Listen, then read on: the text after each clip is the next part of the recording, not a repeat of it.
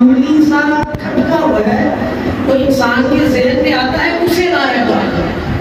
یعنی کہ قرآن میں ایک لمحے کے ہزار حصے کی بھی گنجائش نہیں ہے کہ اس میں کوئی شک ہو سکتا ہے, اس سے تبدیلی ہو سکتی ہے, یا یہ کلام اللہ نہیں. یہ اتنی زبردست اور اتنی جامع اور اتنی زبردست کتاب کو, کلام اللہ کو ہم کس چیز کے لیے چھوڑتے ہیں, وہ بھی فرض کرتا ہوں کہ قرآن پاک میں آتا ہے کل متاع دنیا الا قلیل. یہ جو دنیا ہے اس کی مثال دینے کے متاع کی تھوڑا سا زیادہ کہنا معمولی سا زیادہ. اچھا اب یہ بھی اس کا بھی اردو میں بالکل گہرائی کی ترجمہ نہیں ہو سکتا. متاع کس کو کہا جاتا ہے؟ متاع کہا جاتا ہے کہ ہمارے گھر میں کچن میں برتن دھونے والی ایک کنچی ہوتی ہے, کنچی کہتے ہیں ہم, کچھ اور بھی کہتے ہوتے شاید. وہ کنچی جب گند سے نکل جائے اور قابل استعمال نہ رہے اور ہم فیصلہ کرنے کی اس کو باہر پھینک رہا ہے تو آدمی نے اس چیز کو مذاق بنا دیا. تو دنیا کی حیثیت اس اور دنیا کا جو مقام بیان کیا گیا ہے وہ اس کنچی کی مثال دی گئی ہے. اور اس گندی کنچی کا کر کے ہم اللہ تبارک و تعالیٰ کے اس کلام کو چھوڑ دیتے ہیں جس کے متعلق ہلکا سا کھٹا بھی نہیں آ سکتا کہ اس میں شروع کر دی جائے. تو یہ قرآن اور یہ دنیا اس کا فرق آپ کو سمجھنا ہے. میرے دوستوں, اللہ تبارک و تعالیٰ نے اتنا بڑا احسان فرمایا, اتنا بڑا کرم فرمایا, اتنی بڑی عنایت فرمائی کہ آج اس مبارک موقع پر ہمیں اپنے گھر آنے کی توفیق دیا. میں پہلے بھی شاید ایک دفعہ یہ بات کر چکا ہوں کہ ہمارے گھر میں ہماری مرضی کے بغیر کوئی داخل نہیں ہو سکتا, اور اگر کوئی تھوڑا سا چودھری بندہ ہو تو اس کا دروازہ بھی کوئی اس کی مرضی کے بغیر کھٹکھٹا نہیں سکتا. ایسا ہے کہ نہیں؟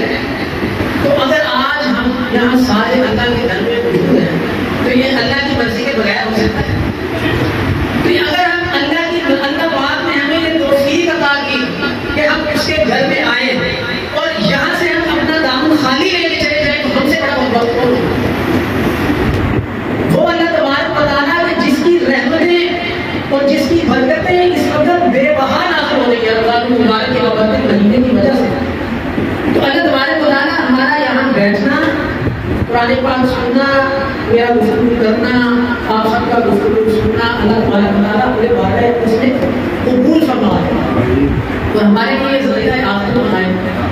میرے دوستوں, اللہ تبارک و تعالیٰ نے نبی کریم صلی اللہ علیہ وسلم خاتم الانبیاء کے صدقے سے یہ قرآن پاک کی نعمت ہمیں عطا کی. نبی کریم صلی اللہ علیہ وسلم کے صدقے یہ دیکھیں میرے دوستوں, اس نعمت کو ہم تک پہنچانے میں, یعنی نبی کریم صلی اللہ علیہ وسلم سے لے کر امت تک پہنچانے میں جن کا کردار ادا کیا صحابہ کرام رضوان اللہ تعالیٰ علیہم اجمعین. اور اس کے لیے انہوں نے بڑی قربانیاں دی, انہوں نے اپنی زندگیاں وقف کر دی, اپنے مال و اسباب کو اللہ کے راستے میں وقف کر دیا. ایک صحابی تھے, ان کا ایک باغ تھا مدینے میں, بڑا مشہور باغ تھا. اس کی کھجوریں بڑی زبردست ہوتی تھیں اور لوگ انتظار کیا کرتے تھے کہ ان کی کھجوریں پکیں تو ان کی کھجوریں خریدیں, ان کو آگے جا کے بیچیں. تو وہ ایک مرتبہ نبی کریم صلی اللہ علیہ وسلم کے پاس تشریف لائے ہوئے تو فرمایا یا رسول اللہ صلی اللہ علیہ وسلم, یہ جو میرا کھجوروں کا باغ ہے یہ مجھے بہت عزیز ہے, لیکن یا رسول اللہ صلی اللہ علیہ وسلم اس کے حساب کتاب کو رکھنے میں جو وقت لگتا ہے وہ مجھے ایسے محسوس ہوتا ہے کہ وہ وقت میرا ضائع ہے. میں وہی وقت قرآن کی تعلیم کو دینا چاہتا ہوں یا رسول اللہ صلی اللہ علیہ وسلم کو بعد میں آپ کو ہدیہ دوں. صحابہ کرام رضوان اللہ تعالیٰ علیہم اجمعین نے اپنی زندگی کی سب سے قیمتی چیزوں کو اس قرآن کو سیکھنے کے لیے, اس قرآن کو سمجھنے کے لیے اور آنے والی مسئلوں تک پہنچانے کے لیے اپنا تن من دھن سب کچھ قربان کیا. اور ختم نبوت کے صدقے یہ ذمہ داری تدریجاً 1450 سال سے جلدی جلدی آج ہم پر آ. یہ جیسے صحابہ کرام رضوان اللہ تعالیٰ کہ وہ نبی کریم صلی اللہ علیہ وسلم سے قرآن کو سیکھے، دین کو سیکھے، دین کی تعلیمات کو سیکھے اور سیکھ کر تابعین تک پہنچائے. تابعین کی ذمہ داری تھی کہ وہ تبع تابعین تک پہنچائے. اسی طرح میری اور باپ کی بھی ذمہ داری ہے کہ یہ دین کو سیکھ کر اپنی آنے والی نسلوں تک پہنچائے. یہ ذمہ داری ہے کہ نہیں؟ ہر مسلمان کی یہ ذمہ داری ہے. اور جس چیز کے پیچھے ہم اس ذمہ داری کو چھوڑ رہے ہیں اس کا ذمہ اللہ تبارک و تعالیٰ نے، اس کا ذمہ اللہ تبارک و تعالیٰ نے لیا ہوا ہے. اور ہم اپنی اس ذمہ داری کو، جس ذمہ داری کے متعلق کل قیامت والے دن ہم سے سوال ہوگا، کل قیامت والے دن ہم سے پوچھا جائے گا، کل قیامت والے دن ہمیں جس چیز کو لے کے نبی کریم صلی اللہ علیہ وسلم کا سامنا کرنا ہے، آج اس کے لیے ہم وقت نکالنے کو تیار نہیں. ہمارے پاس 2 منٹ نہیں اس کے لیے، ہمارے پاس 1 دن بھی اس کے لیے نہیں ہے. اور ہم اس چیز میں اپنے وقت کو کھپا رہے ہیں، ہم اس چیز میں اپنے وقت کو لگا رہے ہیں جس کا ذمہ ہمیں نہیں دیا گیا، جس کا ذمہ اللہ تبارک و تعالیٰ نے. تو اس سے بڑا حسرت دنیا کا آخرت کیا ہوگا؟ اس دنیا کے لیے کہ جس کی حیثیت ایک کچن میں استعمال کی اس اونچی جتنی بھی نہیں ہے، اس کے لیے آج ہم قرآن کو، قرآن کی تعلیمات کو اور اپنے نبی کریم صلی اللہ علیہ وسلم کی تعلیمات کو بلائیں گے. میرے دوستو، صحابہ کرام رضوان اللہ تعالیٰ علیہم اجمعین نے قرآن کو کیسے لیا؟ صحابہ کرام رضوان اللہ تعالیٰ علیہم اجمعین جب وحی نازل ہوتی تھی نبی کریم صلی اللہ علیہ وسلم پر، تو جو کموں بیش صحابہ تھے جن کی ذمہ داری تھی کتابت کرنے کی، وہ تو اس قرآن پاک کو لینے کے لیے، اس قرآن پاک کو سیکھنے کے لیے مسجد نبوی میں 24 گھنٹے وہ تو بیٹھے رہا کرتے تھے.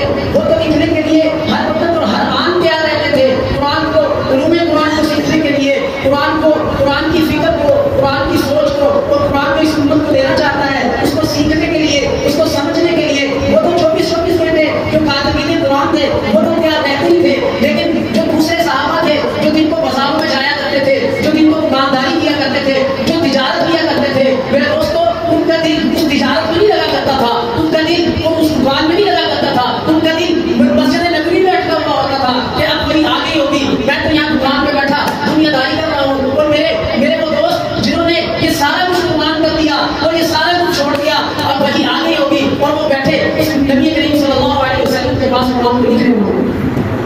یہ تھا جذبہ، یہ تھا شوق جو ہمارے اندر پیدا کیا. میرے دوستو، پھر اللہ تبارک و تعالیٰ نے مقام کیا تھا. حضرت عمیر بن کعب رضی اللہ تعالیٰ ایک مرتبہ نبی کریم صلی اللہ علیہ وسلم تشریف فرما. حضرت عمیر بن کعب رضی اللہ تعالیٰ تشریف لائے. اللہ نبی کریم صلی اللہ علیہ وسلم نے ارشاد فرمایا، عمیر مجھے قرآن مجھے قرآن سناؤ.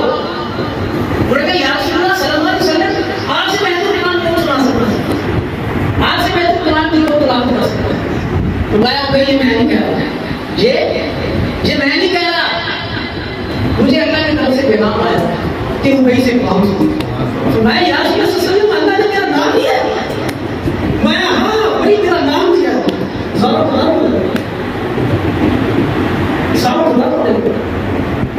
یہ تھا مقام صحابہ کا، یہ تھا رشتہ قرآن کے ساتھ. اور آج ہم دیکھیں کہ ہم کہاں حضرت عمار بن یاسر رضی اللہ عنہ، پوری فیملی، ان کے بچوں نے، ان کے گھر کی خواتین نے، ان کے گھر کے مردوں نے، سب نے دین کے لیے بہت قربانیاں دی، بہت قربانیاں دی.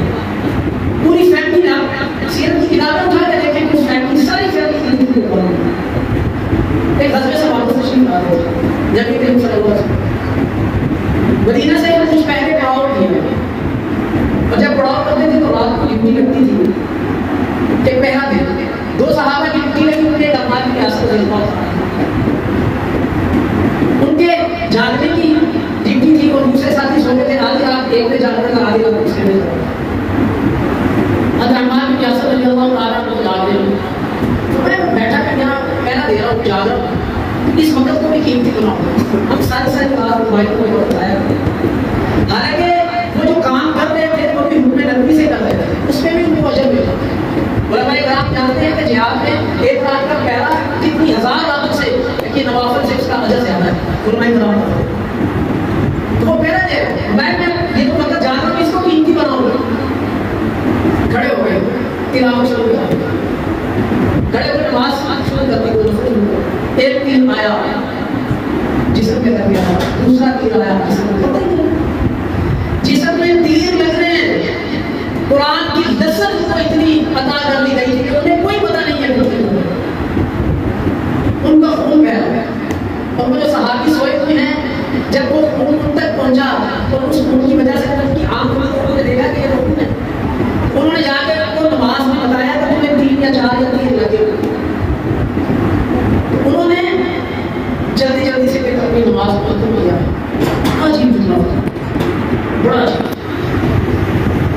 اپنے ساتھی کو خاتم کر کے کہنے لگے کہ جس ذمہ داری کو نبی کریم صلی اللہ علیہ وسلم نے مجھے کھڑا کیا، اگر اس میں کوئی کوتاہی کا خدشہ نہ ہوتا تو یہ تو سورۃ کہف میں پڑھنا ہوں، اس کو میں مکمل کر کے ختم ہوتا، چاہے میری جان جائے، چاہے میری جان چلے جائے. یہ تھا میرے دوستوں کی کامیابی کے سارے وعدے میں اللہ تبارک و تعالیٰ نے ادا کیے. ان کا حکم افریقہ کے جنگلوں کے درندوں نے مانا. حضرت عمر بن خطاب رضی اللہ تعالیٰ عنہ مسجد نبوی میں ممبر رسول پہ بیٹھے، یہاں سے کہا یا ساریہ الجبل، ہزاروں کلومیٹر دور حضرت ساریہ رضی اللہ تعالیٰ عنہ نے اسی کو آواز پہنچی، ہوا کے دوش میں وہ آواز پہنچی اور انہوں نے پہاڑ کے پیچھے دیکھا کہ اس کو نکل گئے. اور حضرت عمر فاروق رضی اللہ تعالیٰ عنہ نے افریقہ کے جنگلات میں وہاں سے گزر کے قافلے حج عمرے کے لیے آتے تھے اور وہاں کے جانور وہ نقصان پہنچایا کرتے تھے ان قافلے والوں کو. حضرت عمر رضی اللہ تعالیٰ عنہ نے ایک جماعت کو بھیجا اور فرمایا کہ اس علاقے والوں کو جا کے کہو کہ عمر کہہ رہا ہے کہ عمر کہہ رہا ہے کہ اس جنگل کو کھا لو، اس جنگل کو کھا لو. وہ گئے وہاں اور افریقہ کے جنگل میں جو وہاں سے آتا تھا اس کے ایک درخت کے اوپر کھڑے ہو کر انہوں نے اعلان کیا کہ جنگل کے درندوں، اے جنگل کے جانوروں، میں نبی کریم صلی اللہ علیہ وسلم کا صحابی ہوں. میں نے اپنی آنکھوں سے نبی کریم صلی اللہ علیہ وسلم کا دیدار کیا، میں نے اپنی کانوں سے نبی کریم صلی اللہ علیہ وسلم کے مبارک ارشادات سنے. ان کے خلیفہ حضرت عمر فاروق رضی اللہ تعالیٰ عنہ کا پیغام لے کر تمہارے پاس آیا ہوں. آج سورج غروب ہونے سے پہلے پہلے اس جنگل کو خالی کر دو. روایات میں آتا ہے کہ جانور اپنے بچوں کو منہ میں لے کر ایسے بھاگ رہے تھے کہ جیسے اس جنگل میں آگ لگ گئی اور اس آگ سے بچانے کے لیے جانور اپنے بچوں کو جیسے لے کے آتے اور وہ شام تک سورج غروب ہونے سے پہلے پہلے وہ جنگل درندوں سے خالی کر دو. تو آپ یقین کریں کہ یہ قرآن وہی ہے اور قرآن کو ماننے والوں کے ساتھ جو اللہ کی مدد کے وعدے ہیں آج بھی وہی وعدے ہیں. یقین کریں کہ قرآن پڑھنے والے بنے ہوئے ہیں. اگر آج ہم قرآن پاک سے وہی تعلق بنا لیں، اگر آج ہم قرآن پاک کے ساتھ وہی رشتہ قائم کر لیں جس رشتے پر اللہ نبی کریم صلی اللہ علیہ وسلم نے صحابہ اکرام رضوان اللہ تعالیٰ علیہم اجمعین کو کھڑا کیا تھا، تو یقین ہو کہ آج بھی اللہ تبارک و تعالیٰ کی مدد ویسے ہی ہمارے لیے مدد ہے. ایک آخری واقعہ بیان کر کے نبی کریم صلی اللہ علیہ وسلم مدینہ سے باہر تشریف لے کے گئے. ایک قافلہ ہے وہ تجارت کے وجہ سے اس میں ایک شخص اونٹ بیچ رہا ہے، ایک شخص اونٹ بیچ رہا ہے. نبی کریم صلی اللہ علیہ وسلم نے اس سے سودا کیا، بھاؤ کیا اور اس کو ساتھ لے کے آگے اونٹ لے کے مسافر کے مدینے میں جا کے پیسے دے دیا. اب مدینہ میں داخل نہیں ہوئے تھے کہ وہ شخص آیا، نبی کریم صلی اللہ علیہ وسلم تھوڑا آگے تھے، اس شخص نے آگے کہا اس کو کہ تم اونٹ کو بیچتے ہو؟ اس نے کہا ہاں میں ان کا فروخت کرنے والا ہوں. اس نے کہا کہ اس کی کیا قیمت ہوگی؟ اس نے جتنا نبی کریم صلی اللہ علیہ وسلم سے ریٹ طے ہوا تھا اس سے زیادہ بتایا.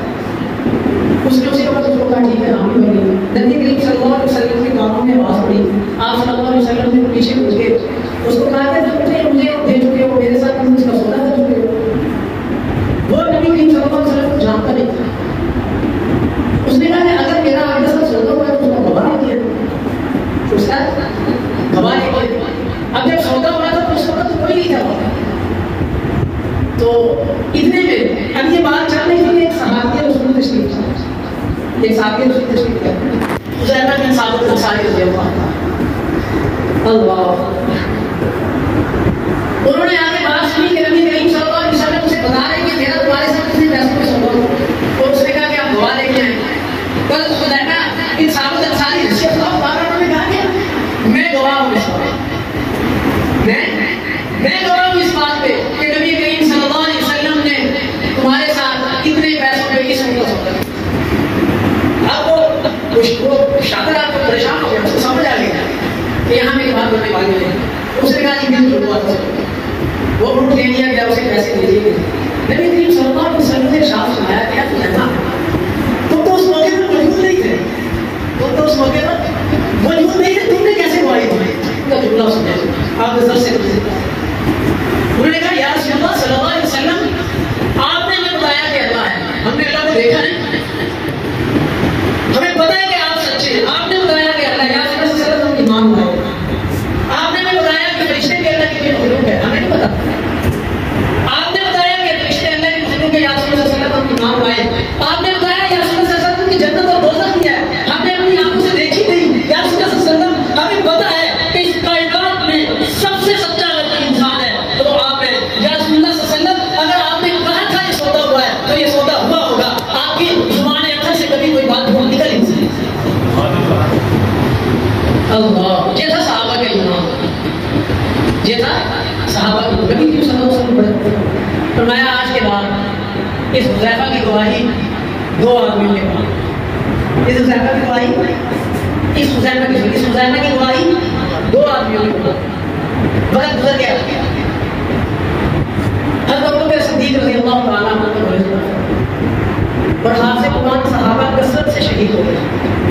حضرت عثمان رضی اللہ تعالیٰ عنہ نے حضرت ابوبکر صدیق رضی اللہ تعالیٰ عنہ سے عرض کیا کہ امیر المومنین یہ جو قرآن کی اللہ تبارک تعالیٰ نے ہمیں نعمت دی ہے یہ کہیں اس سے ہم غافل نہ ہو جائیں. اس کو ہم اس ایک جلد میں ایک جگہ جمع کر لیں اور سرکاری طور پر اس کو جاری کر دیں. تو اس پہ میں نے اس بات کو مشاورت ہوتی رہی حضرت عمر رضی اللہ تعالیٰ عنہ, حضرت علی رضی اللہ تعالیٰ عنہ سے پھر ایک ساتھ میں کمیٹی بنا دی گئی. ایک ساتھ میں کمیٹی بنا دی گئی. اچھا تو ساتھ میں کمیٹی وہ بنائی گئی کہ جن کے پاس قرآن لکھا ہوا بھی محفوظ تھا اور وہ حافظ قرآن بھی تھے, وہ صحابہ حافظ قرآن بھی تھے. بڑا زبردست بات ہے. اب طے ہوا کہ جو بھی قرآن پاک کی آیت ہے اس کو لکھوا رہے تھے. اس کے لیے یہ تھا کہ وہ ساری جو 7 لوگ ہیں وہ اس آیت کو اپنی تختیوں میں چیک کریں گے اس کے اور پھر اس کو زبانی سنائیں گے. صرف چیک کریں, اس کو زبانی سنائیں گے. اس کے بعد اس 7 لوگوں کے علاوہ 2 گواہ باہر سے آئیں گے. 2 گواہ باہر سے آئیں گے. اچھا اب وہ جو 2 گواہ ہوں گے وہ ان کے پاس لکھا بھی ہونا چاہیے اور وہ حافظ قرآن بھی ہونا چاہیے. ٹھیک ہے. اچھا اب جب وہ آئیں تو ان کے ساتھ بھی 2 گواہ ہوں, ان کے ساتھ بھی 2 گواہ ہوں کہ یہ واقعی یہ جو ہے نا ہم اسے گواہی دیتے ہیں کہ نبی کریم صلی اللہ علیہ وسلم نے یہ لکھوایا, یہ آیت لکھوائی, ان کو لکھوائی ہوگا, یہ گواہی ہوگا. یعنی کہ صحابی سب ذرا ذہن رکھے کہ 7 لوگوں کی بیٹی ہے اور باہر سے 2 صحابی گواہی دیں گے آتے ہیں اور ان 2 پہ بھی 2 گواہ ہوں. اچھا اب سارا قرآن جو ہے وہ محفوظ کر کے ہوگا. ایک آیت میں آپ کو سورۃ توبہ کی آخری آیت کا جا رسول کی حدیث کو بسیط علیہ حدیث میں علیہ بالکل کیا کمال کیا. اچھا اب اس پہ یہ ساتھ کے ساتھ صحابہ کے پاس تھی زبانی میں سنا لی گئی, 2 گواہ بھی آ گئے. اچھا اب ان 2 گواہوں کے جو آگے 4 گواہ ہوتے تھے ان میں ایک کم تھا, بڑا غصہ پیش آ گیا.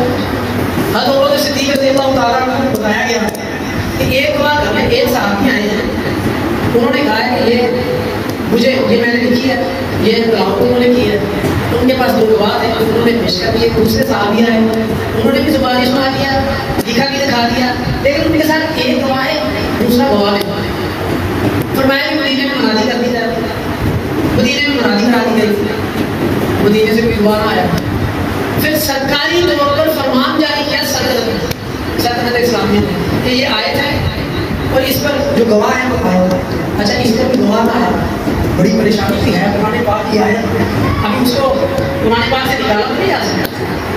اب کیا کیا جائے؟ ابھی پھر یہ مسئلہ اس کمیٹی نے حضرت ابوبکر صدیق رضی اللہ تعالیٰ عنہ کے سامنے رکھا. حضرت ابوبکر صدیق رضی اللہ تعالیٰ عنہ سے انہوں نے یہ کہا کہ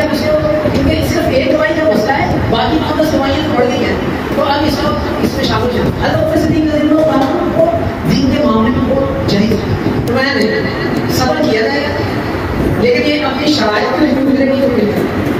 اچھا پھر بیٹھے بیٹھے فرمانے میں اچھا جو صحابی ہیں ایک ہے وہ تو بتائیں کون سے انہیں تو بتائیں. جب وہ صحابی تشریف لائے تو انہیں دیکھ کر سارے صحابہ کیوں تھے, سارے صحابہ کیوں, وہ کون صحابی تھے؟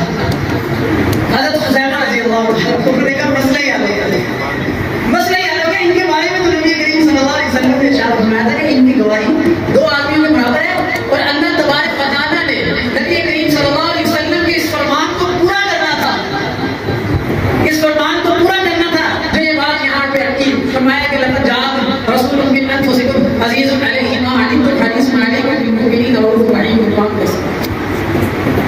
میرے دوستو یہ تھے صحابہ اور یہ تھا ان کا شکر قرآن.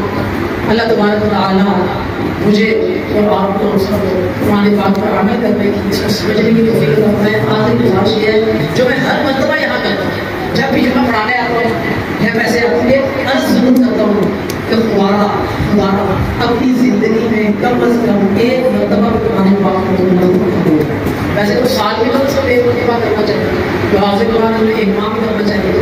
اگر ایسا نہیں کر سکتے تو کم از کم زندگی میں تو ایک مرتبہ قرآن پاک کو کریں. کل قیامت والے دن اس چیز کی کچھ ہوگی تو اللہ تبارک و تعالیٰ کو کیا ہوگا. اور قرآن پاک کو پڑھنے کے لیے یہ اللہ تبارک و تعالیٰ کی بہت بڑی نعمتیں ہیں جو مساجد, اور یہ جو آپ کو یہ درویش صرف لوگ نظر آتے ہیں, یہ جو اپنے وطن میں اذانیں دیتے ہیں, اپنے وطن میں نماز پڑھتے ہیں, ان کے پاس آ کر تھوڑا سا وقت دے کر اپنے قرآن پاک کو یہ سنایا ہے تاکہ انہیں غلطی ہو. اس کو یہ بہت بڑا کام ہے, اور اللہ تبارک و تعالیٰ مجھے اور آپ کو عمل کرنے کی توفیق عطا فرمائے.